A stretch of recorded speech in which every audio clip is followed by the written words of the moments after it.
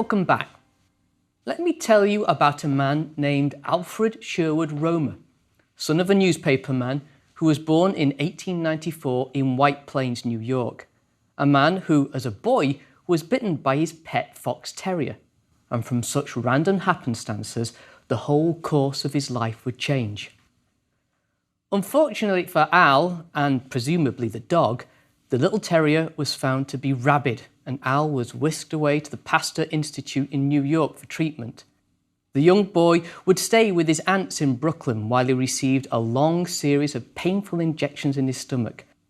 As a break from being jabbed, Al would wander around the halls of the American Museum of Natural History, where he caught another bug, the fossil bug, and this would stay with him for the rest of his life.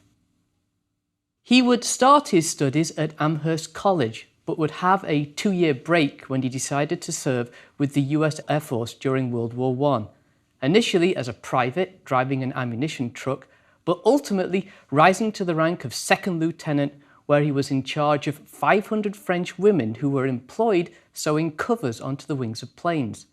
Al's career would take a number of such interesting twists and turns. Eventually, though, he would complete graduate studies in zoology and, in 1921, gained a doctorate from Columbia University. He joined the Department of Geology and Paleontology at the University of Chicago as an associate professor, but ultimately was appointed professor of biology at Harvard in 1934. He was a committed teacher and researcher, and by the time of his death in 1973, he had amassed not only a fine body of research, but also a host of awards, medals and honorary degrees for his contributions to science. Awards that apparently never went to his head, for he was known as being an easygoing, likeable guy. His research would focus on the evolution of vertebrates, and his textbook, Vertebrate Paleontology, would become the touchstone for a more orderly classification of the vertebrates. The part of Romer's research I would like to consider here relates to a proposed drop in diversity in the fossil record of early tetrapods, that is, vertebrates that have 4 limbs, from about 360 million years ago to 345 million years ago, during the first 50 million years of the Carboniferous period. This low diversity part of the fossil record is called Romer's gap. So, why do we have a gap? Prior to the gap, during the late Devonian, there was an expanding population of early tetrapods. Tetrapods, like Ichthyostega, a 5-foot-long amphibian, and its smaller relative, Acanthostega. These were just 2 of the new tetrapods that had evolved from transitional fissurpod forms like Tiktaalik that were making the break for the land. The gap has been a matter of great debate, though. It is not utterly devoid of tetrapods. For example, fossils of the 6.5-foot-long streamlined Crassigyrinus have been found in Scotland. But in general, the recovery rate of fossils during this 15 million year time interval is quite diminished. Some claim we have just not looked in the right places to find the fossils. Others have suggested that the creatures existed, but due to some geochemical reason, it was just not a good time to form fossils. But of course, we have a third option, that diversity had crashed at the end of the Devonian period, a drop in diversity that has subsequently also been noted to occur in other important groups of animals, the arthropods. So what had happened at the boundary between the Carboniferous and the Devonian? To answer that, we need to address the following questions. What was the world of the late Devonian like? What was the crisis in the late Devonian? What triggered this crisis? Should the finger of blame be pointed at plants? And what would be the consequences of these extinctions to our modern biosphere? This is the late Devonian Earth, around 370 million years ago. The continent of Gondwana dominated the southern hemisphere, with Siberia in the north. Laurussia, which had formed by the earlier collision of Baltica, consisting of much of Eastern Europe, and Laurentia, composed of much of North America, was positioned between Siberia and Gondwana. The collision of these continental blocks had created a significant mountain chain, the much diminished remnants of which now can be seen in Appalachia, the Scottish Highlands and Scandinavia. but soon after their formation in the late Devonian, these Caledonian and Acadian mountains must have been a really imposing feature, not unlike the Himalayan mountains of today. In general, we are looking at the amalgamation of continental areas, which will continue through the Paleozoic, ending with the formation of the supercontinent of Pangaea about 70 million years later during the Permian. The climate at the start of the Devonian was generally warm and dry, with the situation getting more tropical and sometimes rainy as the Devonian continent started to move towards the equator. During the late Devonian, however, there are indications of successive advances and retreats of glacial ice at the poles. Glacial sediments, called till, and grooves on bedrock caused by a glacier as it drags rocks over a rocky surface are good indicators of the presence of land ice. Drop stones have also been identified. These form as rocks are released from floating icebergs and fall into the sediment beneath. These glacial indicators have been found in various locations in Africa and South America, at this time part of Gondwana. This suggests the presence of ice sheets at various times in the southern polar regions, with perhaps a number of extensions and retreats of ice over the South Pole. This period of glaciation in Gondwana lasted until the mid-Permian. An important feature of the later Devonian oceans is the development of black shales in many ocean basins around the world. A good example from North America is the Chattanooga Shale, found today in Kentucky, Missouri and Tennessee. During the late Devonian, this area was west of mountains that were rising under the influence of a subduction zone that had developed along the eastern edge of Russia. As the mountains were eroded, coarse sediments transported by rivers coursing to the west were deposited in the Kaskaskia Sea close to the shoreline. The finer components of this sediment load were carried further to the east and deposited as fine-grained, muddy sediment, now turned to shale. The black colour of this shale is in part caused by the presence of the mineral pyrite that is finely dispersed throughout the rock, but also due to its high organic content. These sediments originally had the consistency of the black muck that you might find at the bottom of a stagnant pond during hot summers, where organic material is preserved underwater that contains very little dissolved oxygen. Such sediments often give off a very characteristic rotten egg stench, the marker of hydrogen sulfide, and bacteria that like to live and respire in such low oxygen conditions. This hydrogen sulfide is also responsible for the high pyrite content of those rocks. It would also explain why no benthic fossils, fossils of creatures that lived on the ocean floor, are found in the Chattanooga Shale. All of the available oxygen had been used up by the oxidizing of organic material. Black shales are common in the oceans from about the Middle Devonian, but prior to this, extensive reefs were very common in the shallow oceans that surrounded the still fragmented continents of the Devonian world. An example of a really spectacular Devonian reef can be found in the Canning Basin of Australia. Here is a reef that today rises 50 to 100 metres above a dry plain that is beautifully preserved, just as if the ocean had been drained away, leaving the reef behind. This reef developed during the Middle to Late Devonian, when a shallow tropical sea covered this area of Australia. The reefs were constructed by calcareous algae, corals, and sponge-like encrusting creatures called stromatoporoids. Reefs were far more common in the Devonian than they are today, and supported a thriving community of invertebrates like these nautiloids and trilobites. Armoured placoderm fish were top dog in the water. Some forms, like Dunkleosteus, reached around 33 feet in length. Spiny acanthodians would be found swimming around in large shoals, avoiding a variety of sharks. There are also representatives of modern bony fish that have evolved just before the Devonian and would diversify into a number of forms. But the Devonian had seen considerable innovations on land too. As we've already seen, the Devonian boasts the first tetrapods, vertebrates with 4 limbs, that were really starting to tentatively explore the land. But if you were a space traveller flying over the late Devonian world, One of the most striking features you would have noted was the spread of green along coastlines of the continents, perhaps extending inland in more favourable settings. Plants were expanding their colonisation of the land. Plants had made it to land earlier during the Silurian with forms like Cooksonia about 430 million years ago, but plants would remain pretty small and inconspicuous and tied to open sources of water in those times. Even by the time we get into the early Devonian, the landscape was still dominated by small wetland-dwelling plants, a thin ribbon of green along sources of open water. One of the largest life forms on land was the massive fungus-like organism Prototaxites, an enormous vegetative structure standing some 26 feet tall. Interestingly, some specimens of Prototaxites show evidence of sizable arthropod borings too. But by the early Middle Devonian, plants had risen a little further off the ground with the evolution of horsetail-like forms and the beginnings of the fern lineage.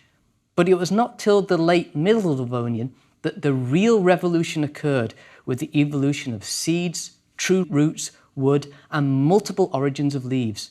This dramatically changed the reproductive biology and stature of land plants. Seeds were a particularly important development.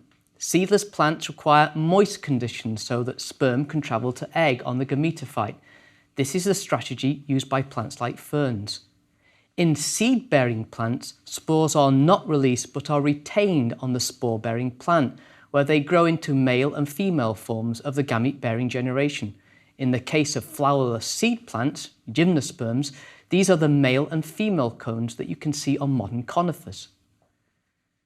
The plant revolution would see the evolution of a very special plant about 385 million years ago called Archaeopteris. This was a conifer-like tree with the first true wood and one of the earliest plants that bore true seeds. As an aside here, it is important to note that each time we see an innovation in plants, there is an associated increase in the diversity of herbivores. Dr. Conrad Labandera, a paleoecologist in the Department of Paleobiology, notes that herbivory, that's eating plants, in arthropods developed just 20 million years after the first land plants had evolved during the Silurian. Conrad's research that explores the co-association of plants and insects that feed on them highlight how important it is to consider the wider implications of developments in the Earth system. Herbivory, for example, was an important development that became a major driving force in the processing of live plant tissue into organic carbon. Conrad recovered remarkable fossils of Middle Devonian liverworts from New York State that show several types of herbivory by microarthropods. In these images, you can see various types of damage on liverworts caused by various feeding strategies, including a possible anti-herbivore counter-defense mounted by the plant host in the form of these terpenoid-laden oil cells that appear dark in these images. These innovations in the plants, though, permitted tall trees to spread across the landscape and into the highlands and more inland areas, finally breaking ties with standing water. This was the start of the greening of the earth beyond the coastlines and the first forests. As you can see, the late Devonian was a time of change, not only in the biosphere, but also in the state of the oceans and atmosphere too. Oceanic anoxia was present in some areas, as demonstrated by the presence of the black shales in many late Devonian strata. There is also evidence of global cooling with the advance of glaciers and associated sea level changes. And it is possible that these changes would stress the biosphere over a period of around 20 to 25 million years, producing a series of about 8 to 10 extinction pulses.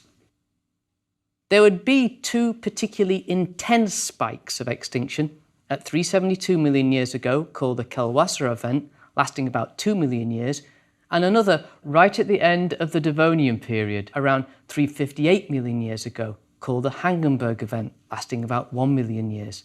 The earlier Kelwasser event would mostly affect marine species, and in particular those beautiful Devonian reef systems. Many invertebrate groups that lived in and around those reefs would be severely impacted. For example, the number of trilobite families, each of which represents numerous species, would be reduced from 9 to 5. Trilobites show an interesting morphological change through this interval too. Many evolutionary lineages record a reduction in the size of eyes up to this event, with some losing their eyes entirely. It's been speculated that this might represent increased turbidity in the oceans. In addition, many exhibit an increase in the width of the brims, the rim-like flange that surrounds the trilobite head shields, the cephalon.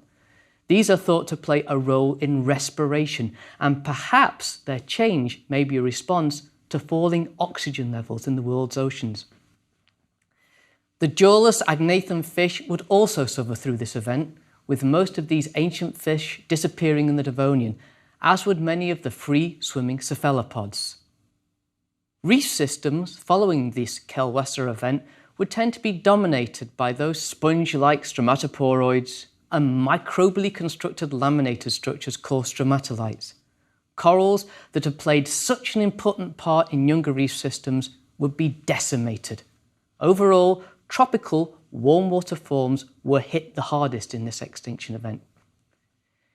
It is the final extinction pulse, the Hangenberg event, that marks the boundary between the Devonian and the Carboniferous periods, in which invertebrates and many of the surviving reefs would be hit yet again.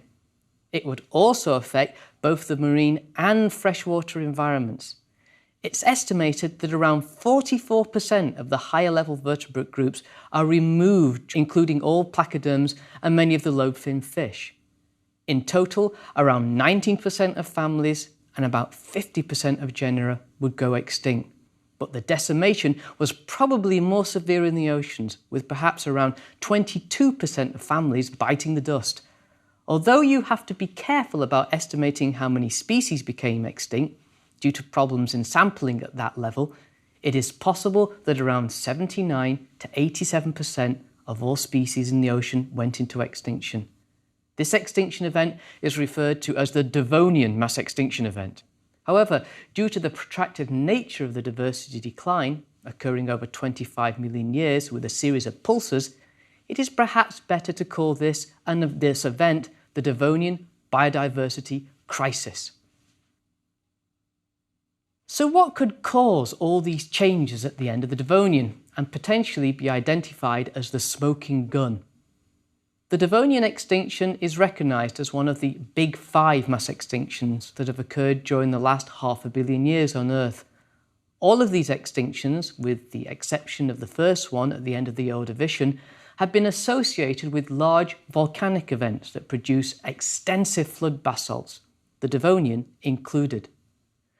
A flood basalt is a vast outpouring of dark basaltic lava that often forms these stepped landscapes like you can see here in the Columbia River in Washington State. Each of these steps are formed by a lava flow. These volcanic events are often referred to as traps, from the Swedish word trappa, meaning step. For the Devonian, there is a large traps volcanic area in Siberia called the Vilyuy Traps. Interestingly, these strata are located close to another, even larger Traps volcanic deposit that erupted much later, at 251 million years ago, that may have been the trigger for one of the largest mass extinction events that the planet has ever seen, the Permian mass extinction, that we'll meet in a later lecture. The actual cause of the Vilyuy volcanic episode is somewhat unclear, but it is possible that a large plume of material from the mantle was impacting the base of the crust of the Siberian continent. This would have caused melting of the lithosphere, rifting, and extensive volcanic activity. It is well known that such intense volcanic episodes can have varied effects on climate. These effects include global cooling and ozone destruction as a result of fine ash and sulfate aerosols suspended in the atmosphere, but also global warming caused by the release of carbon dioxide. Significantly, 2 major pulses of the Vilyuy volcanic episode at 364.4 and 376.6 million years ago are close in time to the Kelwesser and Hangenberg events. So if these volcanic episodes are extinction triggers based in fire, How about one based in ice? There are at least 2 glacial episodes about the same time as the Kälwässer and Hangenberg events. A cooling scenario for extinction is supported by a decline in the number of warm tropical adapted species and a spread of cooler water adapted species towards the equator. As glaciers expanded and retreated across the land, there would be corresponding changes in sea level too. Lower sea level would occur when more water was locked on land during times of maximum development of ice. These sea level changes can be seen recorded in Devonian reef systems as an erosion surface that we call an unconformity, which demonstrates the exposure of reefs above water before sea levels rose again, allowing marine sediments to be deposited once more. This fluctuating availability of reef ecosystems, accompanied by cooling water temperatures, would obviously have had an effect on the abundant and biodiverse ecosystem that thrived around them. Additionally, if we enter a glacial phase with exposure and erosion of continental shelves, we may also increase both the nutrient content and cloudiness of the oceans around the continents. Remember those small trilobite eyes? These are not good conditions for corals, which prefer warm, clear and nutrient-poor waters. Other culprits for the late Devonian extinctions have been suggested though, as it is known that there were at least 2 impact events in the later Devonian. One impact, the Alamo event, occurred in southeastern Nevada. Although the precise structure of the impact is not clear, deformed and shattered rocks called impact breccia tell us that something big hit this area in the Devonian. It is estimated to have deformed or destroyed over 1,000 cubic kilometres of rock. It probably impacted in the ocean as well and consequently would have also generated a large tsunami. A large enough impact could have serious and sudden consequences for the biosphere, but unfortunately for this hypothesis, the Alamo impact is dated occurring some 3.5 million years before the Kälwässer event. There is possibly another large impact structure though, around 75 miles in diameter in West Australia, the Woodley impact. This impact structure is only known from subsurface material and remote gravity surveys. The very precise timing of the impact, although close to the end of the Devonian, remains uncertain. So perhaps we should look to the Villejuif traps as the trigger for extinction. You could imagine pulses of volcanic activity causing global cooling and the advance of ice from glaciers, followed by a buildup of carbon dioxide from the eruptions driving the climate in the opposite direction, melting the glacial ice and causing sea levels to rise again. But is there another finger on the trigger of this environmental gun? Could the cause be plants? The idea that something we equate today with a healthy biosphere, namely plants, could cause a mass extinction is kind of counterintuitive, isn't it? This, though, is just the scenario suggested by researchers such as Thomas Algio at the University of Cincinnati. Consider these features of the Devonian extinction. Both the Kälwässer and Hangenberg events are associated with the development of black shales in shallow marine settings and are associated with an increase of sulfur-34 isotopes. These anomalies are regarded as good indicators of anoxia in ocean water. There is also an associated drawdown in atmospheric carbon dioxide and an increase in sediment delivery to the oceans. He suggests that these effects were caused by plants colonizing new habitats. Let me explain how. As we move through the Devonian, the depth and complexity of root systems increases. This would cause a short-term increase in global weathering as plants colonizing new areas start to break up rocks with their root systems and increase the production of sediment. This sediment, delivered to the oceans by rivers and streams, would muddy the water, making it more cloudy. Perhaps this is the reason for the reduction in the trilobite ice size that we noted earlier. Secondly, this weathering also produces a lot of calcium and magnesium carbonate, using a lot of CO2 in the process. This effectively pumps carbon dioxide out of the atmosphere and into the soil. In addition, increased burial of organic plant material helps lock organic carbon away from oxygen and prevents carbon dioxide from being produced by the oxidation of organics.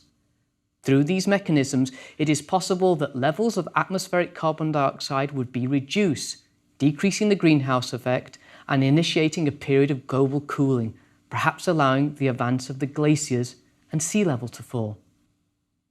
Thirdly, weathering would also increase rates of nutrient flux and organic delivery to the oceans, causing vast algal blooms in the upper, well-lit, oxygenated levels of the oceans. The organic material produced in such blooms would sink, rapidly use up available oxygen in bottom waters, and help generate black anoxic shales and those associated positive sulfur anomalies. Evidence has been recovered that suggests that oxygen-poor hydrogen sulfide charged bottom waters would spread through the shallow Devonian oceans, poisoning creatures living on the ocean floor. It is possible that hydrogen sulfide charged water could have risen to the surface, causing problems for other creatures in the water column. In addition, release of hydrogen sulfide into the atmosphere would cause associated problems for animals on land, not the least of which is assisting in the destruction of the ozone layer. And finally, for the Hangenberg event at the end of the Devonian, Algeo suggested that there would be a further proliferation of plants following the development of seeds, a major innovation in plant reproduction.